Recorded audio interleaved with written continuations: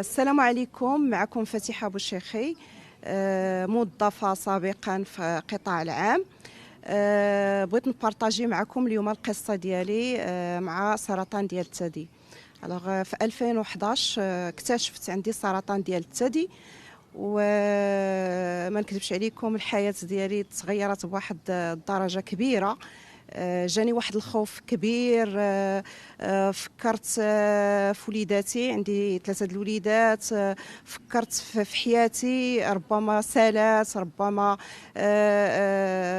سي لا فان، حيت كيقولوا vous avez une tumeur، وبالنسبه لي tumeur سي كونداني، سي لا مور، سي مي. دوزت هاد الفتره هذه وانا واحد النهار نفكر، قلت بوكوا با غادي جو في غاشي ما في بسبب هاد لا مالادي هادي. خديت قرار على انني غنحاول نتعايش معها كجميع الامراض اللي كنعرفوا، خصوصا وانني شفت ناس اللي تبارك الله عليهم يعني تصابوا بهذا المرض وقدروا انهم يتعايشوا معاه. منيت الحمد لله تعرفت على هاد لاكتيفيتي، قدرت انني نخرج من لا زون دو كونفور ديالي، لا زون اللي ربما كانت كلها زون اللي هي بلان دو شوز نيجاتيف. خلاتني تعرفت على ناس. لو مومون اللي مع لا مالادي ديالي كنت جي اغيتي لو طرافاي ديالي بوندون 3 زون. في ديك 3 زون قلبت على البديل اللي غيغير لي حياتي. كما قلت لكم يعني تعرفت على ناس جدد. لاكتيفيتي حسيت بها انها غيرت لي من الشخصيه ديالي. كان عندي ان غران ديفلوبمون او نيفو دو ما بيرسوناليتي. وليت غنقول لكم 90% نسيت لا مالادي ديالي. بديت كندير دي زاكسيون، ولا كانوا عندي دي فواياج، كان عندي لو بارطاج مع افيك دي جون اللي هما بوزيتيف، دي جون اللي هما افونسي في حياتهم، دي جون اللي هاد لاكتيفيتي غيرت ليهم حياتهم. او بو دون اني قدرت انني نغير حياتي بواحد الدرجه اللي هي كبيره. قارنتها بالمده العمل ديالي في القطاع العام اللي هي مده ديال تقريبا اكثر من 28 سنه، وفي ظرف عام قدرت انني نحقق نتائج ممتازه. اولا الصحه ديالي، لان من غير المنتوجات كان لو بارطاج افيك دي جون بوزيتيف، دي جون اللي عندهم لا فيزيون، دي جون اللي كيشوفوا بعيد. داك لو بارطاج ديالهم غير ليا من حياتي. دوزيام دي شوز، اكتشفت مع لو بروجي ان بيزنس اللي هو عطاني دي ريفونو اللي ما كنتش كنحلم بهم، دي ريفونو اللي ساعدوني في الدراسه ديال ولادي في اليترونجي. كان عندي لو بروجي اللي عجبني فيه بزاف، انني لقيت راسي خدمت على لو ديفلوبمون بيرسونيل ديالي، فو انني اون فام اللي داز اون فاز اللي هي كريتيك.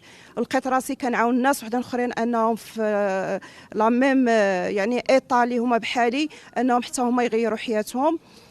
كنت سبب في تغيير يعني حياه ديال ربات بيوت اللي كانوا جالسين في الدار.